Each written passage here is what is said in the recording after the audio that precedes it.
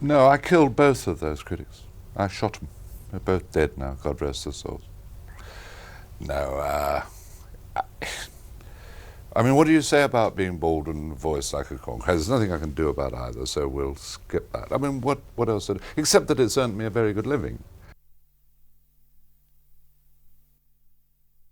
I think that all actors are on the verge of a certain madness. I think Olivier put it in a different way. It's a volcano that you have inside you. I know I have a volcano, and perhaps my eruption comes out as being funny. And so, and the characters I was being offered were neurotic. They asked me to be the neurotic policeman, the policeman who was fighting against all odds, you know? And so, and I was being employed because I was coming over, hopefully as straight. All my comedy, I attack as a totally straight man.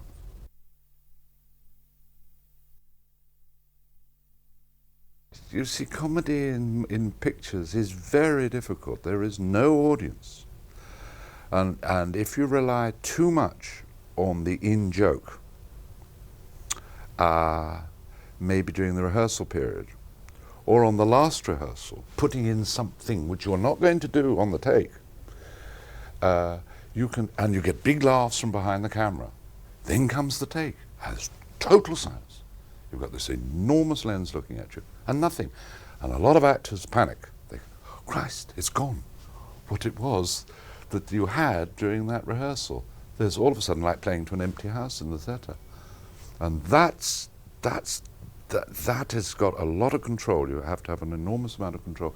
But I try and not play any of the scene for all it's worth until the very final rehearsal, and then ask the director to tell the crew that if they feel they want to laugh, then laugh.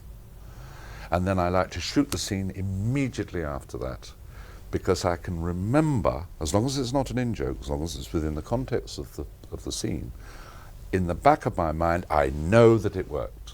Now, if there isn't, if the crew don't laugh, I rely on that an awful lot, because after that first rehearsal, and if it's accepted in total silence, or they're all going, what's he, picking their noses and having a look at, I think we're lost. There's something wrong with the scene.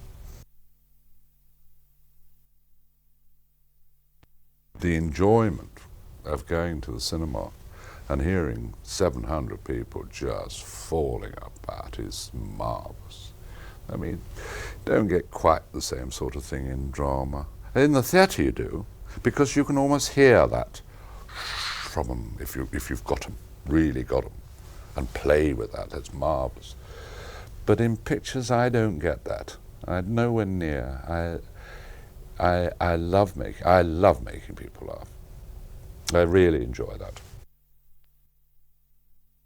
I think I must have been born making people laugh. I'm sure my mother, when she saw me for the first time, must have wet herself. I mean, I was the ugliest looking child that ever existed. I haven't really progressed much since then. But I had tufts of hair coming out, these two things here, totally bald, with two big tufts of hair. And I mean, I think my father would have liked to have sent me back.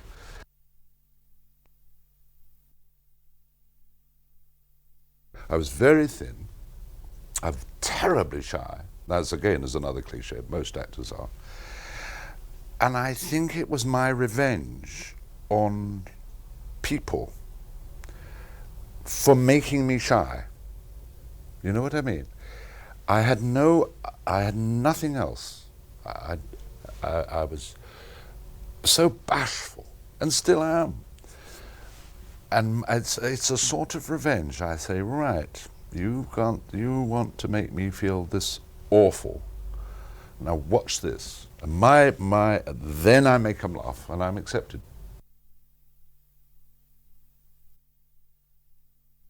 And I never forget Hitchcock giving me his direction to me from the third row of the stalls of this mock-up of the Royal Academy of Dramatic Art. He wanted me to kiss Jane Wyman to such an extent to make Michael Wilding jealous. And Michael Wilding had come in to watch a little play. And I kissed Jane Wyman on the rehearsal. Nothing. No reaction from her, no reaction from me, and certainly no reaction from Michael Wilding. And this voice said, "No, we'll have to go again," he said. "Lionel, I'm getting a virginal kiss from you." He said, "Have you had no experience of kissing girls?" "Yes, Miss Hitchcock." He said, "I've got Michael Wilding here," he said. "He's sitting like an undercooked custard. You're giving him no chance of a reaction. I want you to kiss her," he said. I want him so jealous and so aroused by the kiss that you give her that you pepper the stage roof with his fly buttons." I said, "Oh, charming." He said, "Right, action." Well, the set fell apart. Michael Wilding was slipped off his seat. I kissed Jane Wyman, rocking with fear and laughter. And he made me do it 6 times. And he had a terrible trick of talking to you in total gibberish. So after about the 3rd take, he said, "Hold it a minute, hold it, hold it." Came on the stage. And he said, "When I say that I wanted to just, I didn't mean it. Basically, the whole thing was just here. All right, Lionel." I said, "Yes." He said, "What did I say?" I said, "Not the slightest idea." He said, "Why can't you be honest?" "Right," he said, "no point talking to him. We'll do it again." And you were, but that was his joke. He thought that was hysterical to see actors suffer. He loved that. The old devil, God rest his soul. They were testing actors for a picture called Bawani Junction that George Cukor was going to direct.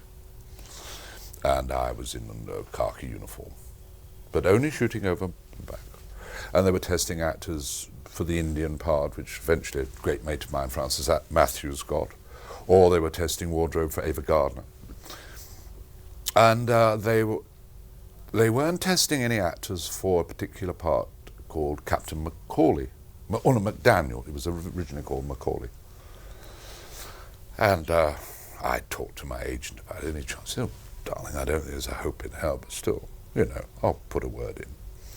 And one day, Irene Howard, bless her heart, Leslie Howard's sister, who was top casting woman, I think she's since retired, suggested that they put the camera round on me and let me play the scene on an ad-lib scene with the girl that I'd been testing for Ava Gardner's wardrobe.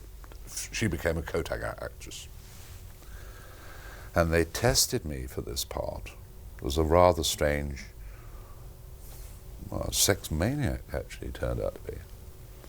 Floppy officer. And they sent this test to Cukor by plane the next day. And within 8 hours, the phone went and I landed myself this really very, very, very good part. And it was the turning point in my career, because once the British directors and producers heard that I had done a Hollywood-based movie, Metro, we went to Pakistan, and working for such a master of the screen like Cukor, my kudos just, it soared. On the floor of Cinecittà Studios in Rome, I had to do a 9-minute master scene with all the dialogue, walking around these nuns with Audrey, and they're all looking at slides, I believe. And I walked the scene very quietly with Fred, or sat down. I think we sat down, and Audrey sat by the side of us. And he said to me, "Lionel, what sort of actor are you? An intelligent actor, or an intellectual actor, or an instinctive actor?" I said, "Well, I'm certainly not intellectual, I'm certainly not intelligent, but I know I'm instinctive." And he said, "Then you do like a lot of rehearsal?" I said, "I've never been asked that by a director in my life. No one's been that kind." I said, "I'm not really very happy about rehearsals. I find that I do my best work on the rehearsal. When it comes to the take, whatever little instinctive things I was doing. I'm not enjoying myself as much as I was. He said, fine. So he said, but do one more walk round, but I don't want anybody to stop talking. I don't want anybody to stop working. The hammers are still going, lighting was still going. And Audrey sat in, and I just talked it through with Fred. And he said, I want to go for a take. We didn't even go for a take. I mean, it was very unfair on the camera boys, except, I mean, that they had quite a nasty tracking thing to do. On a dolly, actually, there wasn't track. And I did this, we went for a take. And the gods were with me, and my wheels were running right. I was in the right box. Zinnemann put me in exactly the right, beautiful working conditions. I was excited. It was like a first night. And we did it, and he printed it, and we didn't go again. We came in on some close-ups, and a marvellous understanding of actors, Zinnemann. Very few directors have that rapport of putting you into the right cotton wool. He doesn't get into the car with you to drive it. He just tells you to start off in this gear, take it easy on the hill, on the bend. And a lovely thing he does behind camera, because when I'm working, I'm always having a little look, just to the corner of your eye, and he's rather, when they're playing bowls and the green, and when the bowl is gone, you'll often see people following it as if they really can help to guide it. Well, Fred does that. He's so with you when you're working. Marvellous. I'd been a great admirer of Peter's for years, and I used to go to see goon shows, and we became great mates. And that was the very first one, Up the Creek, Val Guest directing. And Peter had then that enormous concentration, and he had a volcano in him. You could see that. We as actors could see it. I don't think the audiences ever saw it. But it's only because I knew on his rehearsal period the agony was going to get it in and get it right. So it looked as if he was making it up as he went along. So it looked totally ad-libbed. Peter never ad-libbed in his life. People used to say, oh, a marvellous ad-libber on the screen. But he didn't.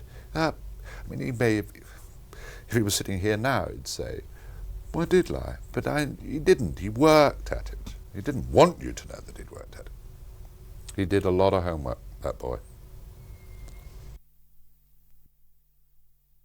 I don't know how true it is, but I believe one of the producers originally thought that they were going to make the Trials of Marty Wilde.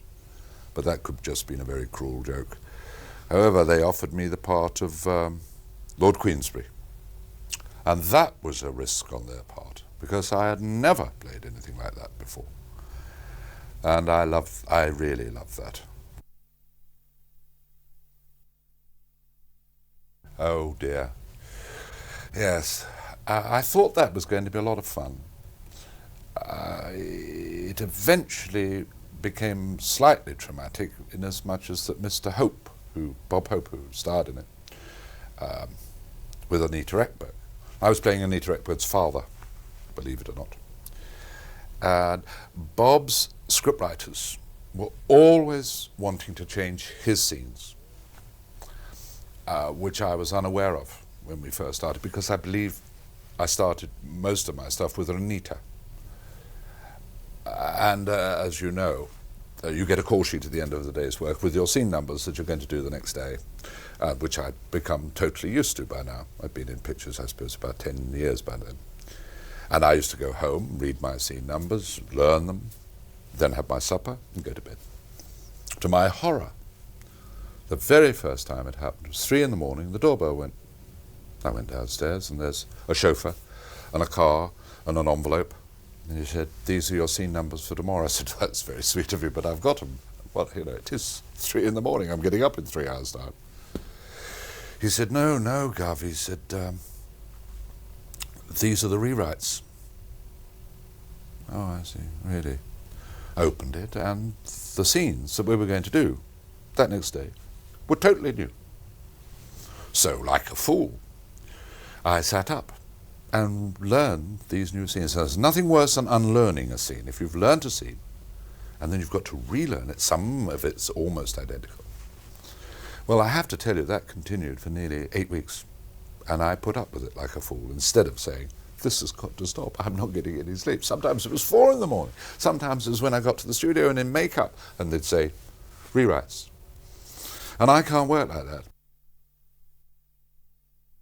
I used to have a 4.5-hour makeup every morning, so I'd leave my home at 4:30 in Beverly Hills, drive to the studios, to Warner's, get into the chair to be ready by 8:30 for work.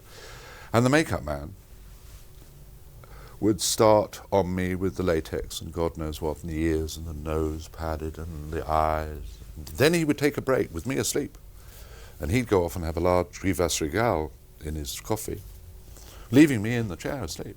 Then he'd come back and do the next 2 hours, finish me off. So the crew, and indeed, other than Richard Harris, the other actors had never seen me as me. And one day I turned up to take my son to see a marvellous snow scene with Vanessa coming through the snow on the sledge. And I got to the studio door, and there was the usual security man with a gun there. And he said, hold it, Buster, where's your pass? I didn't have a pass. And I said, don't be silly. He said, no, hey, sweetie, never mind about being silly. He said, there are no visitors. I said, I'm not a visitor. I'm connected with the picture. Let me see the first assistant. I walked on the set, and they were lighting. And I called the first assistant over, and I said, Ken, the security man won't let me in. He said, well, I'm not surprised. He said, who the hell are you? And I said, I'm Lionel. He said, Lionel who? And I said, Jeffries. He said, I don't know who you are. I said, I'm King Pellinor.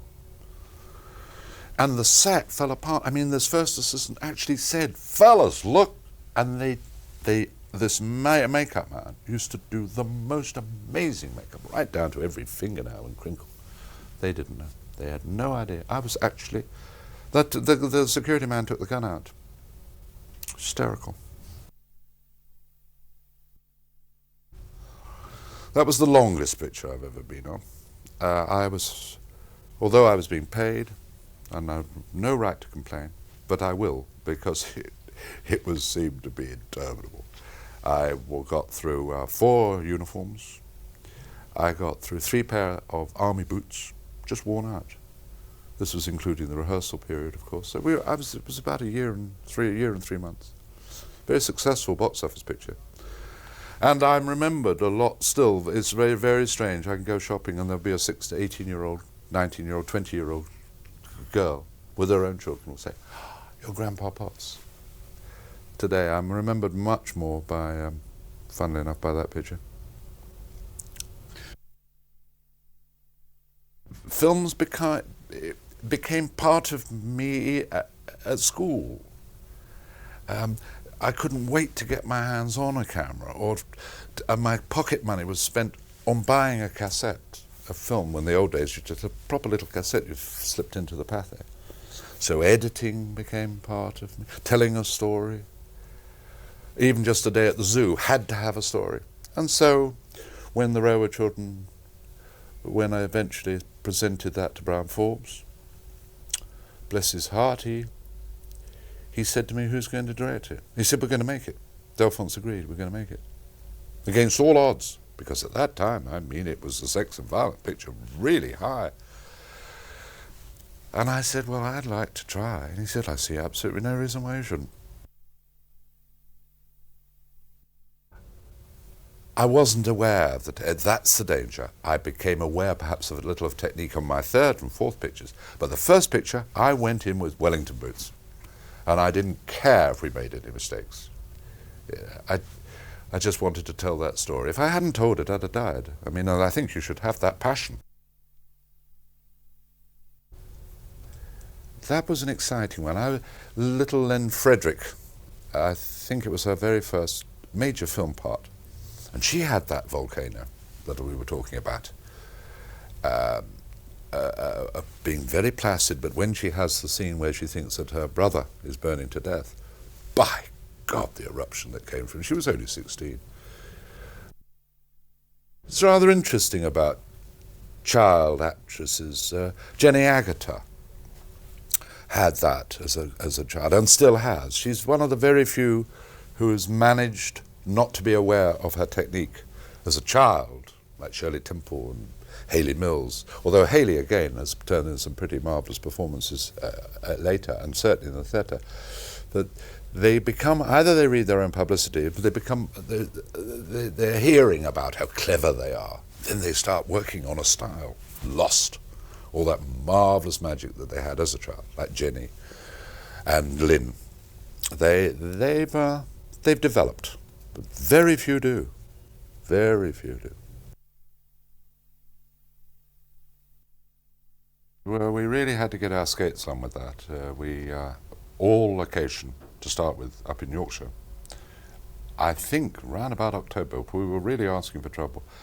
But God smiled on us, and we had I don't know how many weeks, so let's say 4 weeks, 4 weeks of uninterrupted sunshine. It poured with rain the day before we started shooting. It poured with rain the day we wrapped. The evening we wrapped, the skies opened. Marvellous. But a great experience for me, that was to work with a funny little actor called Tommy Pender, who we discovered in the East End of London, and a little girl called Samantha Gates. And I had the chance to work with one of my heroes, James Mason, who was a joy, total joy, and Bernie Cribbins, who had been so marvellous as Mr. Perks in The Railroad Children. Great memories of Water Babies. Wombling Free was very sad. It was one of the most difficult pictures I ever had to work in direct, simply because of the Womble's figures themselves, poor souls inside the skins. It's not been shown. For some unknown reason, the Rank organisation, in their wisdom, gave it, I think, a week in London and took it off and said it made no money, so well, obviously didn't make it. Put it at one single cinema here, no publicity as far as I can remember. I certainly was never asked to promote it. And it's gathering dust, which is a great shame, because other than Disney films, which I certainly don't knock, because they do fill this enormous gap for children. Not just children, but grandmas and grandpas, who don't go to the pictures anymore because basically they're either confused or embarrassed. And I would like to try and get the confidence back of people, based on what I've done in the past, Railway Children, London, etc., to try and get the confidence to leave the television set and come out to the cinemas. It's a difficult job.